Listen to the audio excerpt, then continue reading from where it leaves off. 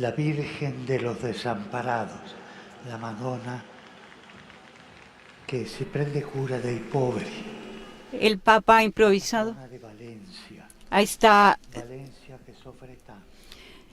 He querido saludar a la Virgen de los Desamparados de Valencia, Valencia que está sufriendo tanto, Valencia y la- sotto l'acqua, que está sumergida en el agua y sufre. He querido que aquí estuviera la patrona de Valencia, immaginetta esta che pequeña gli imagen stessi valenziani que los mi mismos hanno regalato. valencianos me han regalado. Speciale, Hoy de manera preghiamo per especial Valencia oremos por e per Valencia altre zone della Spagna y por che otras stanno zonas de soffrendo España que están per l'acqua. sufriendo por las inundaciones. Este llamamiento que el Papa ha querido decir para explicar el motivo por el cual estaba en estos momentos en una catequesis la estatua de esta Virgen.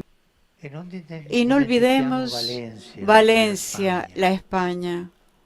Per questo, come ho detto, Por c'è eso, como he oggi dicho, hoy está Virgen presidiendo la desamparados, catequesis la Virgen de los Madonna Desamparados, la desamparados, Virgen, la che è la Virgen patrona. de los Desamparados, que es la patrona de Valencia.